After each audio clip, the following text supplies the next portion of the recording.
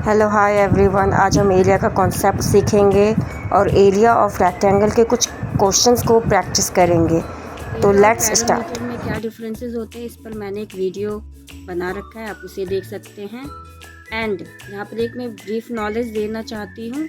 Area find कैसे करते हैं, एरिया का फॉर्मूला क्या है, और मल्टीप्लाई क्यों करते हैं, और पैरामीटर में हम प्लस क्यों करते हैं। पैरामीटर में हम बाउंड्री को प्लस करते हैं, जैसे लेंथ ब्रेथ इन चारों साइड्स को हम प्लस कर देते हैं, हमारा पैरामीटर निकल जाता है।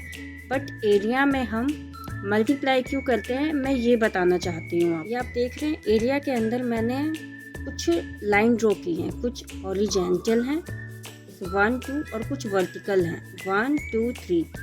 ठीक है, ये लाइन हॉरिजॉन्टल होती है, ये लाइन हॉरिजॉन्टल है, ठीक है, और ये लाइन वर्टिकल है। ठीक है, हमें इसका एरिया फाइंड करना होता है कि हमें ये फाइंड करना कितने हैं। ठीक है, ये टोटल कितने हैं हमें ये जानना है। ठीक है, तो हम क्या करेंगे 1 2 3 4। ठीक है, हॉरिजॉन्टल 4 हैं, ठीक है, और वर्टिकली कितने 1 2 3, ये 3 है। ठीक है, तो आप क्या कर सकते हो, इसके दो मेथड्स हैं, जैसे 1 2 3 4 5 6 7 8 9 10 11 12 हो गया। ये टोटल कितने हैं 12। ओके, बट हम इसे ऐड ना करके मल्टीप्लाई कर देंगे तो वो जल्दी हम क्वेश्चन को सॉल्व कर सकते हैं, इसलिए हम मल्टीप्लाई का इस्तेमाल करते हैं। तो हॉरिजॉन्टली कितना लाइन है 1 2 3 4 है, और वर्टिकली 1 2 3। तो इन दोनों को हम मल्टीप्लाई कर देंगे तो हमें 12 मिल जाएगा। तो मल्टीप्लिकेशन जो होता है फास्ट मेथड होता है किसी भी कैलकुलेशन को इजी करने के लिए। कैलकुलेशन में आपका ज़्यादा टाइम लगता है, मल्टीप्लाई में आपका कम टाइम लगता है,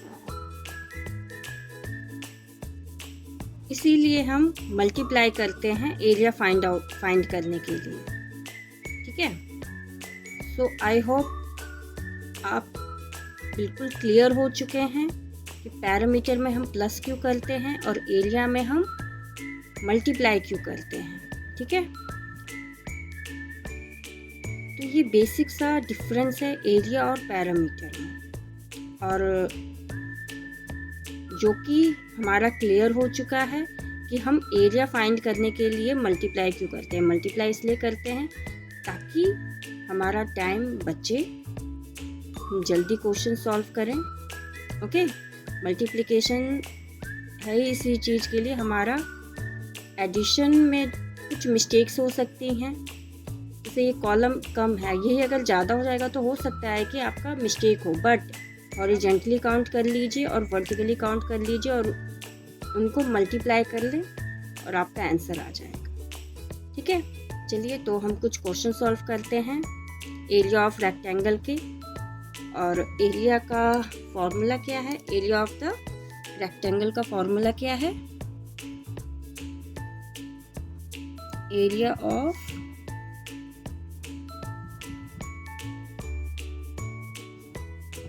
लेंथ इनटू ब्रेथ। ठीक है, ये लेंथ है, ये ब्रेथ है।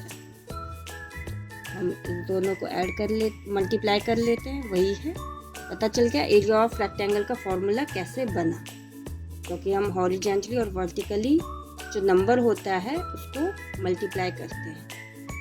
ठीक है, तो चलिए करते हैं हम क्वेश्चंस को सॉल्व फॉर द प्रैक्टिस। ये हमारा फर्स्ट क्वेश्चन है, हमें इसका फाइंड करना है एरिया ऑफ द रेक्टेंगल। ठीक है, और रेक्टेंगल का फॉर्मूला क्या है, length into breadth. Okay, solution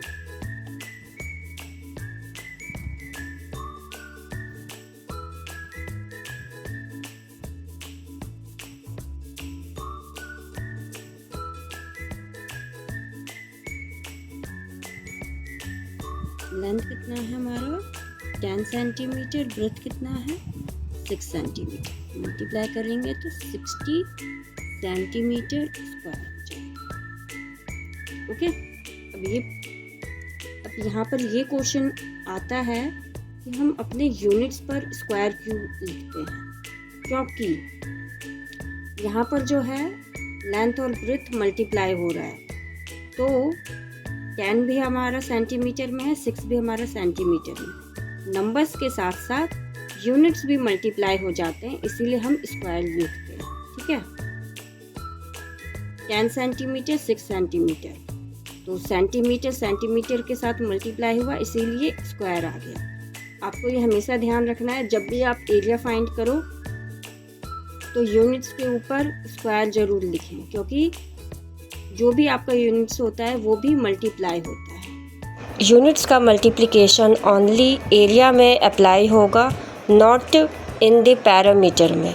इस बात का आप हमेशा ध्यान रखें। सेकंड क्वेश्चन है, लेंथ है हमारा 15 सेंटीमीटर और ब्रेथ है 7 सेंटीमीटर। सॉल्यूशन,